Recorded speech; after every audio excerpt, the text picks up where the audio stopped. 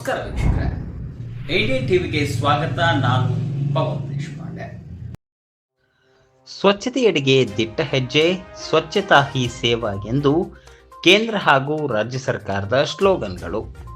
ಹೌದು ವೀಕ್ಷಕರೇ, ಕೇಂದ್ರ ಹಾಗೂ ರಾಜ್ಯ ಸರ್ಕಾರಗಳ ನಾನಾ ರೀತಿಯ ಯೋಜನೆಯಡಿಯಲ್ಲಿ ಅಲ್ಲಲ್ಲಿ ಸಾರ್ವಜನಿಕರ ಅನುಕೂಲಕ್ಕಾಗಿ ಯೋಜನೆಯನ್ನ ಮಾಡಿದೆ.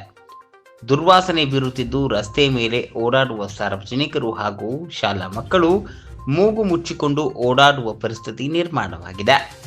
ಬೆಳಗಾವಿ ಜಿಲ್ಲೆ ರಾಮದುರ್ಗ ಪಟ್ಟಣದ ಹೊರವಲಯದಲ್ಲಿರುವ ಸಂಗೊಳ್ಳಿ ರಾಯಣ್ಣ ವೃತ್ತದಿಂದ ಶಾಸಕ ಅಶೋಕ್ ಪಠಣ್ ಅವರ ಪೆಟ್ರೋಲ್ ಪಂಪಿನವರೆಗೂ ಎರಡೂ ಕಡೆ ಗಿಡಗಂಟಿಗಳು ಬೆಳೆದಿದೆ.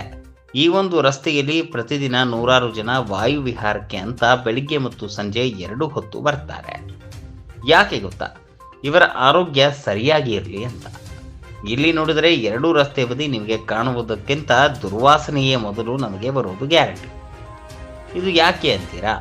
ಈ ರಸ್ತೆಯ ಎರಡೂ ಬದಿಯಲ್ಲಿ ಕ್ಷವರಿ ಮಾಡಿದ ಕೂದಲುಗಳು, ಅಂಗಡಿಯಲ್ಲಿದ್ದ ಎಲ್ಲ ಕಸಕಡ್ಡಿಗಳು, ಸತ್ತ ಹೆಣದ ತೊಟ್ಟ ಬಟ್ಟೆಗಳು, ಗಾದಿ, ತಲೆದಿಂಬು, ಚಾದರ್, ಬೆಡ್ಶೀಟು ಇವೆಲ್ಲ ಕಾಣಬಹುದು. ಮತ್ತು ಸತ್ತ ನಾಯಿ, ಹಂದಿಗಳನ್ನು ಸಹ ನೋಡಬಹುದು. ಇಷ್ಟೆಲ್ಲ ಇಲ್ಲಿ ಬಿದ್ದಿರುವಾಗ ಆರೋಗ್ಯ ಸರಿಯಾಗಿ ಹೇಗಿರುತ್ತೆ? ವಾಯುವಿಹಾರಕ್ಕೆ ಬಂದರೆ ಉಪಯೋಗ ಏನು? ಇದು ಆರೋಗ್ಯಕ್ಕೆ ಏನಾದರೂ ಕೆಟ್ಟ ಪರಿಣಾಮ ಬೀರಿದರೆ ಜವಾಬ್ದಾರಿ ಯಾರು? ಇನ್ನಾದರೂ ಸಂಬಂಧಪಟ್ಟಂತಹ ಇಲಾಖೆ ಅಧಿಕಾರಿಗಳು ಸ್ವಲ್ಪ ಇತ್ತ ಕಡೆ ಗಮನ ಹರಿಸಬೇಕೆಂದು ಸಾರ್ವಜನಿಕರ ಆಗ್ರಹವಾಗಿದೆ.